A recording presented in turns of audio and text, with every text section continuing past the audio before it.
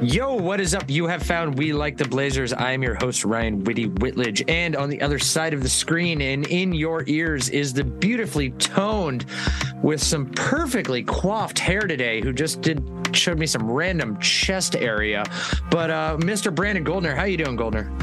Yo, what's up, Ryan? I'm not showing you random chest area. My black V-neck t-shirts, man. Look at the size of this hole. This is like that episode of Seinfeld when George stretched out the neck hole on the dude's sweater. I don't know what's going on here. Every time if I wear these shirts in public now, I have to literally go like this and then tuck it in the back, like in the back of my pants, just to get a normal neckline.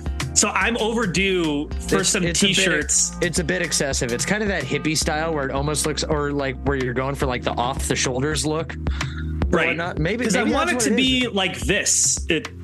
Obviously people listening can't see it, but like this, even that's a little much. Anyway, have you thought that's about what's going on? You know how girls, when they wear like somewhat slightly revealing dresses just to save themselves, they use I don't know if there's a technical term for it, so just boob tape. Have you thought about getting some boob tape for your V-neck on your shirt?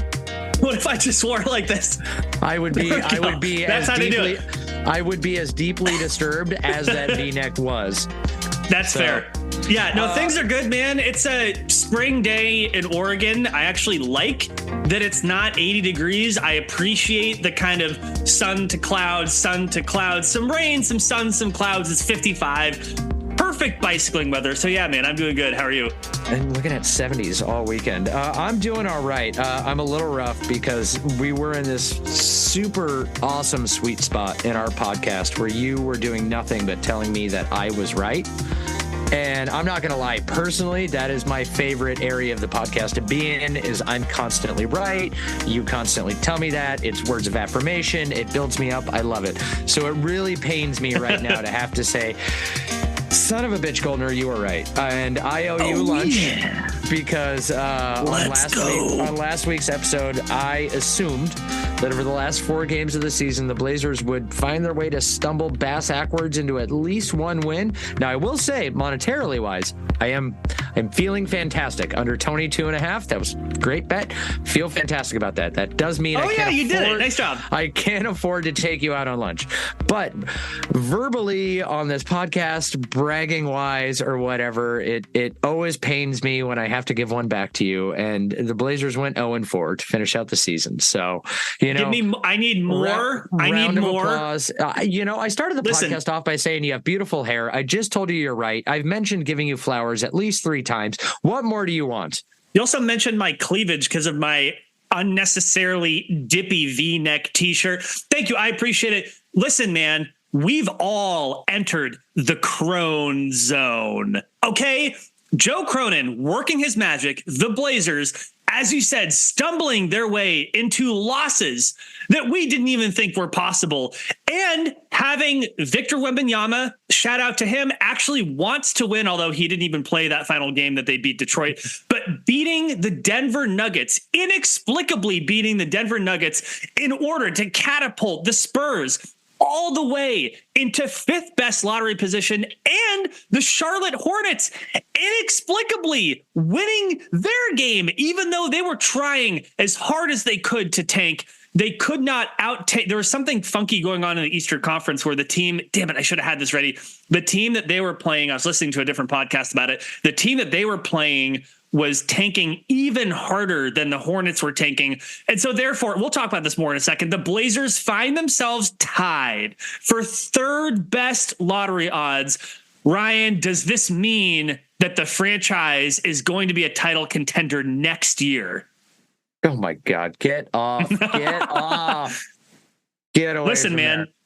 So by the way, lottery odds themselves have been massively confusing a little bit over like the last couple seasons as we're all getting used to like, hey, the top 3, if you end up there in the ping pong balls, it's weighted this way or whatever. Throwing in tiebreakers and having to say like, hey, so by the way, if there's a tiebreaker between 2 teams, they split the odds, but the like tenth of a percentage point is given out via coin flip. Yeah, I don't need amount of math. I don't need this amount of math in my fandom. I watch basketball for a reason, and it's because it's not baseball. All I have to say is that I'm really glad that they combine the odds. This is great, right? Because I mean, knowing the Blazers, if they actually tied, which they did, if they had tied with the Charlotte Hornets and had flipped a coin for third and fourth best odds rather than combining the odds, we all know the Blazers wouldn't have gotten it. It would have been a bummer, and we would have been crying. And well, hold on, Ryan. Breaking news. We have some breaking news. I need you to listen closely to this. Remix fans, it might surprise you to learn that there's another basketball team in Portland, and We Like the Blazers is a weekly podcast that brings you all the energy, excitement, and passion you'd expect from two guys who love basketball. Find We Like the Blazers on any podcatcher or go to WeLikeTheBlazers.com to learn more. Oh my God. Let's go. We Like the Blazers hitting the big time. Sorry.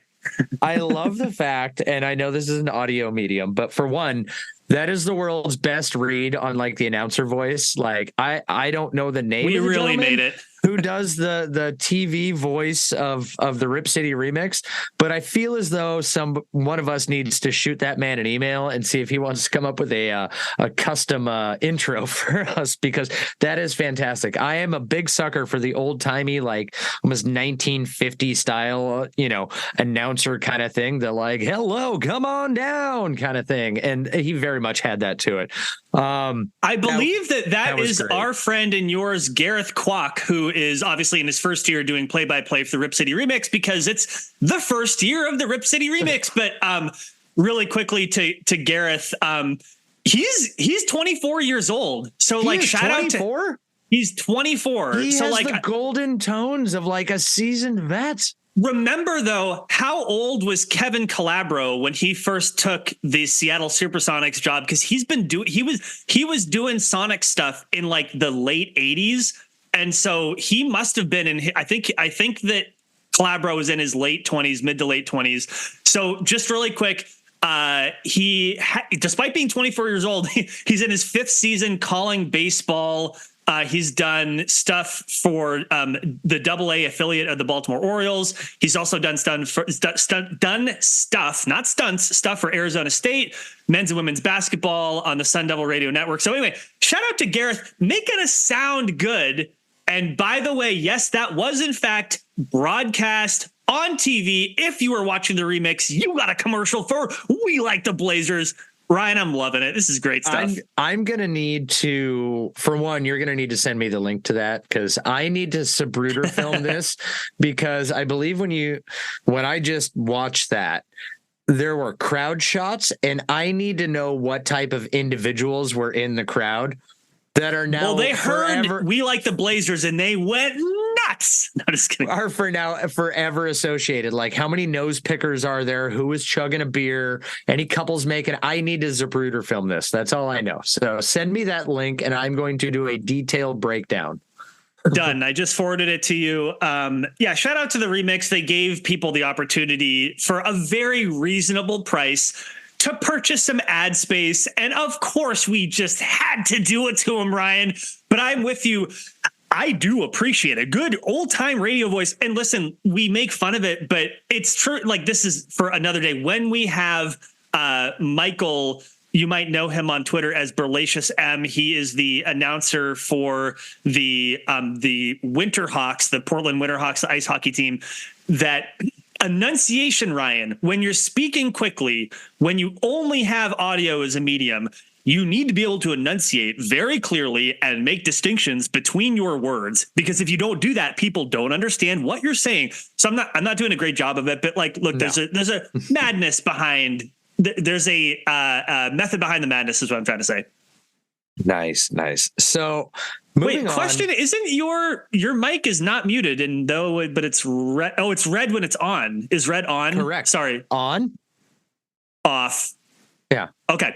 Never mind. I thought red meant off and I could still hear you. No. And I thought maybe I am going insane. Even my Blazer colors in my little office, my microphone still adheres to them. It is a black microphone with a red light. I love it. I am nothing if not consistent. But no, I was going to ask. So heading into today's episode, Blazer season is mercifully, thank God, finally over. I have an opinion about that, but I did intend to watch the Kings game until I remembered that the NBA puts all of their last season games like super early. And so my son just turned 13 this past weekend, and he had his birthday party conveniently timed to start at 12:30 in the afternoon on Sunday. So admittedly, I did not watch any of that last game.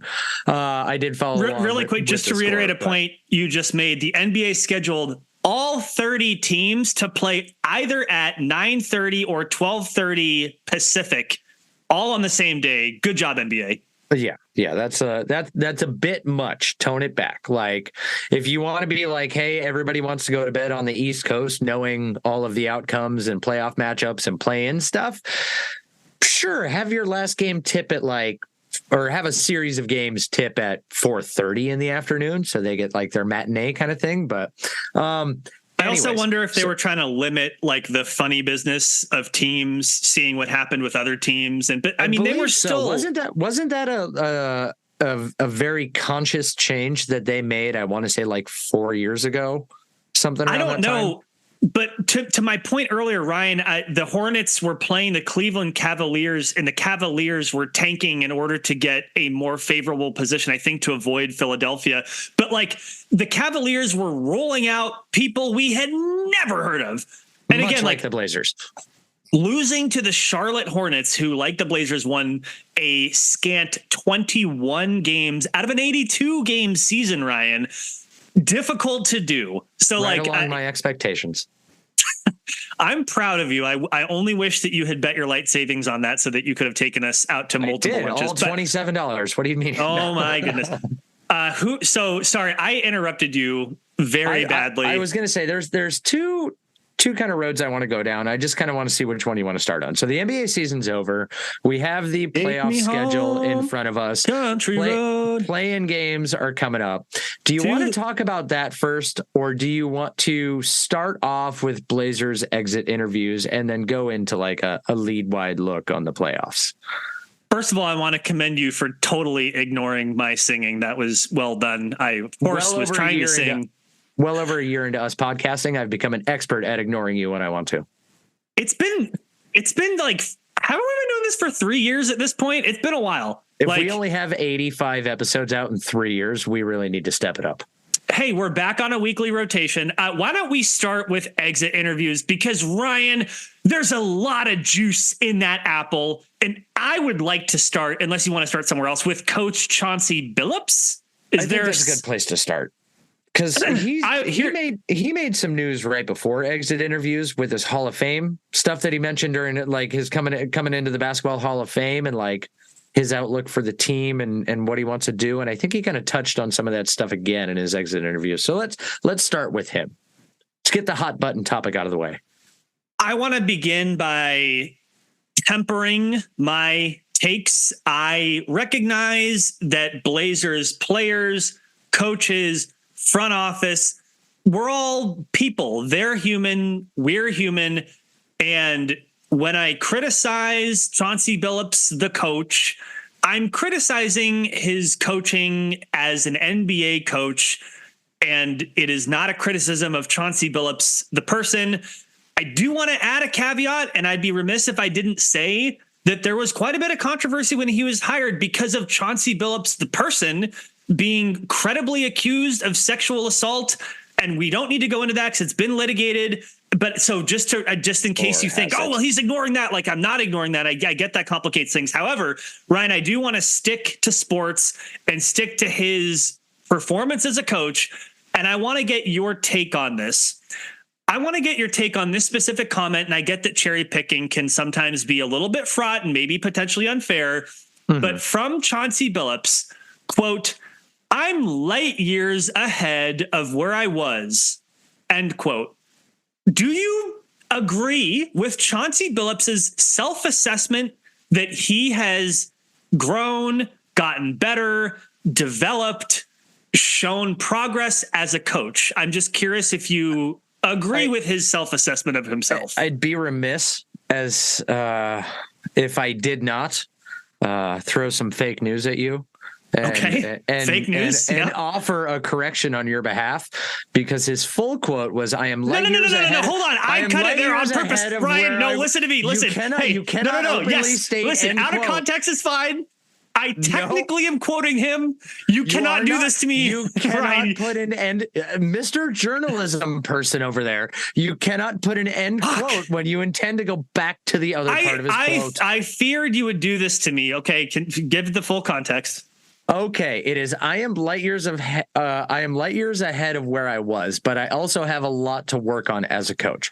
For one, I was gonna wait for that piece. But listen, he did. If he is light years ahead of where he thought he was going to be, if that's how he means this, or where he was when he started, did he start coaching as a toddler? Because I will admit, I am the world's biggest Chauncey apologist. I like to kick the can down the road and say, I will be the first to point out that, like, so far, I don't feel as though he's been given, I don't think this is the job that he interviewed for.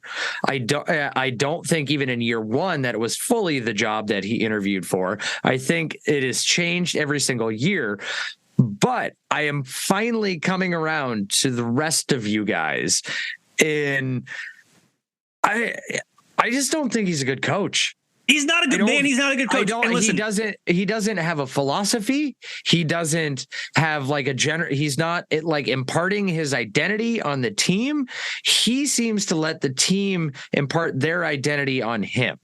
And one of the biggest things or best examples of that is especially back when Dame was here, and he, for some ungodly reason, said we're going to move away from just Dame pick and roll with Nurk. Even though Dame and Nurk were the best pick and roll duo in the NBA, it is where Dame absolutely shines. Instead of trying to come up with creative ways and creative actions in which he could run the other three players on the floor, he just said, "Nah, we're going to get rid of the Dame and Nurk pick and roll," and the offense fell through a fucking hole. At which point, then he let the team basically, okay, we have to go back to doing this. He's not imparting his will on the team. He's letting the team impart their will on him. And I think that is a very big weakness as a coach. There's one thing about being a player's coach and having the player's ear. There's another thing about having those things, but being able to get them to do the things you want to do. And what I have seen in these years of his coaching tenure so far has been that he's just kind of like a boat blissfully floating in the ocean. He doesn't have the engine Chauncey power. Billups. He coming into Coos Bay. He doesn't have the engine power or the rudder power to fully steer. The best he can do is kind of get an oar out there and hope that he's kind of turning it and Scott it's making Brooks a difference. are kind of, they're paddling. Yeah. And that's another thing, his coaching tree itself. I thought for sure that having Scott Brooks as his head assistant would, maybe help steer him in a better direction. His assistant tree in general. Wait a minute. Hold on. Ryan, hold on. Did you just say Chauncey Billups' coaching tree? What are we talking about? He's not even a ficus plant. There's no coaching tree. There's no coaching bush. There's no coaching seedling. His tree is everybody who is currently working as an assistant under him. If anything, he's a branch. I will at least say, based off that quote, I'm glad that he acknowledges that he has a lot of work left to do as a coach. I'm just curious when he feels about starting this work. I'm about ready to explode here, brother. Do it. Listen, I called you out on your incorrect journalism. First of all, fuck you very much for getting ahead of the context, which I was going to provide after you answered the original question. You son of a gun. But second of all, it doesn't, even if he says, I have a lot to work on, that's great. What he's saying, and what my question was, is he's saying he has grown, progressed, shown development as a coach. When you say I'm light years ahead, you're not even just saying I've grown. You're saying I've grown a lot. I've shown a lot of progress. It sounds like you don't agree with that. Neither do I, and neither does anyone else. To your point, he would show progress compared to if a 3-year-old child had been hired as the coach of the Blazers. And is he doing better than a 3-year-old child? Well, he wasn't hired as a 3-year-old child. Possibly? He was hired as a, so like I can't imagine that you go into an interview to be a head coach and with whatever crystal ball you would have, see how everything is as of when this season ended and be able to tell them that at the end of these 3 years, I'm going to be light years ahead of where I am now. And that light years ahead is this. I mean, are his out of timeout plays better? Are his defensive philosophies, more consistent, more baked in? Are they identifiable? Has he gotten creative with more for the offense than I do the defense? Has he gotten creative with the offense? Has he shown, given the limited parts he's been given, which is fair, that he's able to take those parts and make them more than the sum of their parts? He has not. Ryan, he hasn't shown. I haven't. No. Where's the growth? What growth? He hasn't taken a single player that he has had on his roster and found ways to maximize their talents. Well, again, even just going back to like the Damian Lillard thing, he tried to take him away from the pick and roll. Jeremy Grant is good at a lot of things. Jeremy Grant should not be the one that is dribbling the ball a la CJ McCollum until he's got to take a shot in the shot clock. He has not done anything to help maximize the talent and the skill level of the players on his team. And that is one thing that a coach can help do. Here's what I want to ask you. And I'm going to go through a list of coaches who are younger than Chauncey Billups. Okay. Chauncey Billups is 46. In coaching context, that's, pretty young in your career at that point, right? Like, God, I did not realize we were all that close to him in age. It's terrifying, and we will scream about that another day. But Ryan, I'm going to run through the list of coaches who are younger than Chauncey Billups. I want you to tell me if you would take Chauncey Billups over any of these coaches who are younger than him. Okay. Will Hardy. Will Hardy with the Utah Jazz. Thank you for providing teams, because I'm going to provide teams so we know who we're talking about. The Utah Jazz, their head coach is Will Hardy. He is 34 years old. Ooh, okay. I was giving up. God, okay, can we? Do we need? Can we stop time? Would you take Chauncey Billups over Will Hardy? No.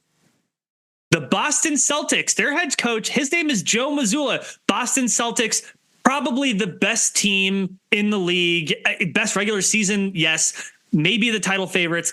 Joe Mazzulla is also 34. Would you take Billups over Mazzulla? Yes. Quick side note on that. No. My side note is that wasn't Mazzulla also an unproven, had only been an assistant for a short time type of person when he got elevated?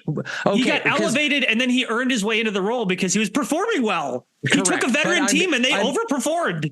I'm just saying. So like, just if we're comparing to Chauncey, I do feel as though it is important to say that Joe Mazzulla cut his teeth the way that we all hoped Chauncey would have cut his teeth with the Blazers. Just Chauncey, that was a swing and a miss. Mazzulla, that's a home run. You would take Chauncey Billups over Joe Mazzulla? No, okay. Thank you. I would not. The question is, I just wanted to preface that fair enough. Okay. Ty Lue is the coach of the Clippers, the mentor to Chauncey Billups. Ty Lue is a year younger than Chauncey Billups. Would you take Billups over Ty Lue? Why are you hesitating? The answer is no. Because I hate Ty Lue. I hate him with a passion. But he's a good coach. He's right up there with Doc Rivers for me. Sure, he's a better coach than Doc Rivers. He's more innovative. He's had more consistent success. He's had the reasons why the Clippers haven't succeeded are literally due to injury and almost nothing else. You may not like him. He's a better coach. I'm not going to let you answer this. I'm begrudgingly saying I'll take Ty Lue, but it pains my soul to say those words out loud on a recorded medium. The Memphis Grizzlies, their head coach, his name is Taylor Jenkins. Jenkins is... Nope. The Oklahoma City Thunder with frontrunner coach of the year, Mark Daigneault, who is 37. Would you take Billups over him? No. That one- Okay. yeah. We're Well, moving no. on. That one's Listen, hard. man. That one's hard. What? No, it's not. It's not hard. Why is it hard? What are you talking about? That's a coin flip. That's a coin flip for me. Shut up. Oh my God. No. Okay. Here we go. Swap their coaching roles. I think Chauncey might be able to fall backwards into a top 4 seed. It's not just about what the Thunder have done this year. It's what they have done in previous years, and that is Mark Daigneault's influence. I'm just saying, I think if you were to swap coaches, the number 1 rosters, seed in the conference, Ryan. Hey, great, and you can maybe drop them 3 spots. That one's a coin flip for me. I think Chauncey could get that team to do good stuff. Even if Can I just on your back shelf there, the absinthe, it looks like the liquid level has dropped since we began recording here. Cleveland Cavaliers, JB Bickerstaff is 43 years old. Would you take Billups over Bickerstaff? I love me some Bickerstaff. Okay. The Orlando Magic, Jamal Mosley, he's 44. Would you take Billups over Mosley? No. We're running out of names here. We've got one name left, and it's the New Orleans Pelicans, who are currently playing the Los Angeles Lakers in the 7-8 play-in game. 9 minutes left in the second quarter. The Lakers are up by 2 points. Makes sense. Would you take Chauncey Billups over Willie Green, the head coach of the New Orleans Pelicans? Coin flip again. Fine. I think the Pelicans should have been significantly better than a 7 seed. I think you should be significantly better, Ryan, because the answer to all of these is no. You wouldn't take Chauncey Billups over any of the coaches who are younger than him. And he's sitting there saying he's light years better than he used to be. Give me a break. In my defense, I only said I would take Chauncey over one of them, and that's because I hate Ty Lue with a passion, and the other 2 were coin flips. The fact that you think Mark Daigneault is a coin flip, is I urge you to either watch more Thunder games or to listen to some national NBA podcasts, because it's not just about the success of the team, it's how they're doing it. It's the systems he's put in place. It is the identity that they have formed. They're extremely young. It is very rare for a team this young to get the number 1 seed in a conference. It doesn't guarantee they're going to have playoff success, but it's very rare. That has something to do with the coaching. Correct. But can I still channel my inner Mike Richmond of that? No. A coach decides who plays and when. The rest of it is the players. And that is why I believe that if Chauncey Billups was the coach of the Thunder, that team would still probably be a top 3 or 4 seed. Okay, that's fine. You can be wrong about that. I'm totally fine with that. But all I'm saying, all I'm saying is that as Chauncey Billups is sitting on a podium, and you know, to his defense, what else is he going to say? Maybe my quibble is that he didn't have to say light years ahead. Maybe he could have said, "Hey, like I'm learning half a mile." He just doesn't even need to put a distance, measurement on it at all. But like, just for him to sit up there and say that he is demonstrably better as a coach now than he was, I don't see it. Anyway. So I think that we've talked about Chauncey Billups enough. Do you want to talk about any more of the exit interviews, Joe Cronin, any of the players, anything like that? There's plenty to talk about. There's one more thing that jumped out at me, unless you got something. I think it should just be retired from the lexicon that a player is going to work on his shot. You should not be allowed to ask about that. A player Noted should not Jabari be allowed Walker hater, Ryan Whitledge. I love me some Jabari Walker, my absolute favorite player on this team this year, hands down. Close second to Monty Camaro. But I feel as though no player should ever be allowed to say that they are going to take the offseason and work on their shot. Great. That is one of the principal aspects of the sport in which you play. I would hope even if your shot is great, you're still taking the offseason to work on your shot. Let me see. Yeah, so here's what I want to say. Like, Joe Cronin has gotten some heat for the way he approached this press conference. Some people called it Olshey-esque. Here's what I have to say. Like, any person who's a public figure who represents an organization, you're not going to go up there and be like, yeah, man, we sucked. I did terrible. Our team is shitty and we're tanking. Nobody's going to say that. And so the things that he did say, he said something that I appreciate. Said, we're not good enough yet. We don't have enough talent. He's right. He said, we have a lot invested in our young guys, and development's going to continue to be the focus. At the same time, we have to put those guys in the best environment. He's right. Because in order to develop players, you do, and this is Cronin's job, you need to provide them a system in which they can get better, if not thrive, where they can play with other competent players. They have people they can pass to. They have people who can make shots off of their passes. They have people who can help them on defense, right? Like, in order for players to develop, you do need something around them for those players to be able to work on the skills they need to get better as individuals. So, like, I don't think I have anything, like, as far as I'm concerned, Joe Cronin, his grade as a Blazers GM is still incomplete. We don't know. Like, but so I personally, maybe I'm just like a Cronin apologist. I didn't see anything wrong with his comments personally. I don't either.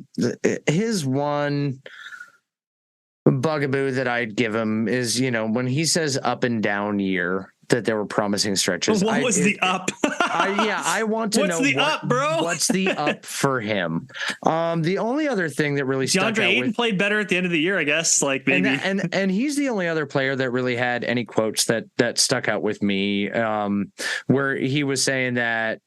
Oh, where'd it go? Why? Hold on. I pressed a button. I lost the quote. Oh, wrong way. Stupid wheel.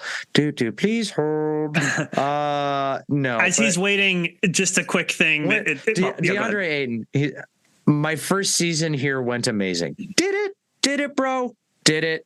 You couldn't even figure out how to purchase a mattress.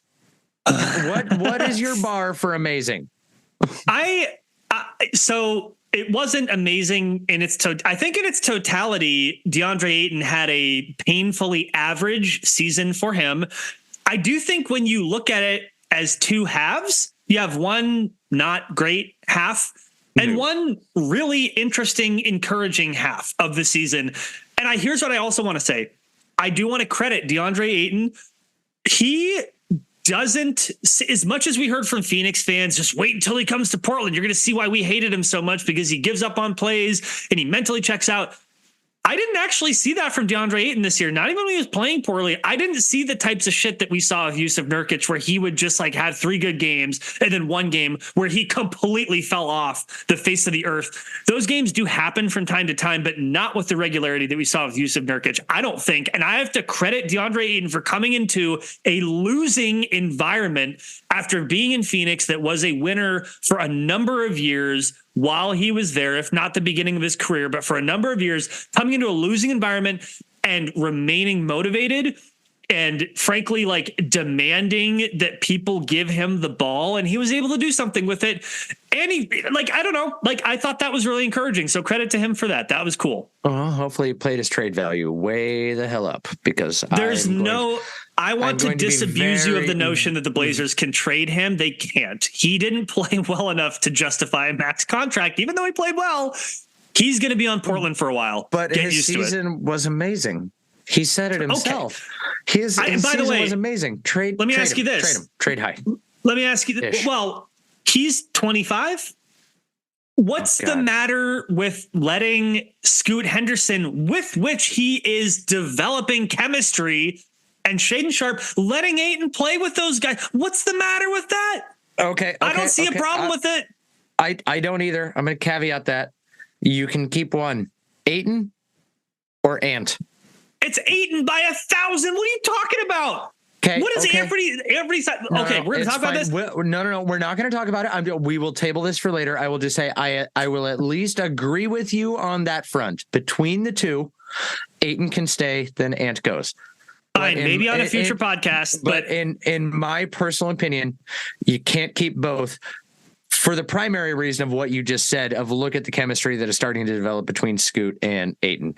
Well, I know that go ahead. One real quick thing I was going to say, because I wanted to touch on it, but we didn't when we were talking about Billups. And that was when Billups was coming up on getting inducted into the Basketball Hall of Fame. He was running around doing his interview circuit. Obviously, he's not in the Basketball Hall of Fame as a great head coach, just in case anybody got that mistaken. I saw someone defending him as like, oh, it's a Hall of Famer and you don't want him as your coach. Like, he's in the Hall of Fame for something, a completely different skill set. Ton of players that are Hall of Fame players that I would want nowhere near that head coaching position. But anyways, and he was talking about his, so far his coaching tenure on the Blazers and what he expects. And he had the balls to say that he fully expects this team to be competitive to the point of mid-range playoff seed. Like, that's not a direct quote. That's a summation, but that's about what he said. And I just want to know, what drugs are you taking, Chauncey? And please introduce us to your dealer, because they sound amazing. I do think there's an art in what I said earlier about representing an organization as a public figure. I don't think you should lie. We learned that from right. O'Shea. Well, correct. I think there's an art about how can you tell a version of the truth that's not so far removed from reality while still supporting your organization, being a good ambassador for your organization. There's no reason to say that this team is a playoff team when they're not. And I don't. They need to stop putting like a next year or at the beginning of the season, this year. I think what Cronin said was fine. He said we don't have enough talent. That's what he said. He's right. Yeah. Like, that's the truth. I mean, that's as close as you can come before you basically say we need to tank for Cooper Flag in 2025. It's about as close as you can come, which is the truth. We can get Scoots our flag, then I'll be happy. Well, and Sharp. Sorry, Shaden Sharp erasure right there. I realize we're coming to the end of our time on this episode, but Ryan, is there anything else that you want to hit on really quick just to mention before I give it to you?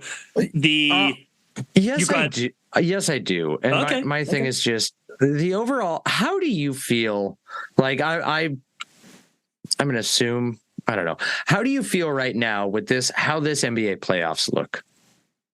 Are you excited? Are you not excited? Do you look at these matchups and you're like, oh my gosh, the West, this is going to be just absolutely insane. This is crazy. Oh my gosh, the East is just so freaking loaded. Yeah, I am excited. Yes, I'm excited for the playoffs. I think it's an interesting playoffs.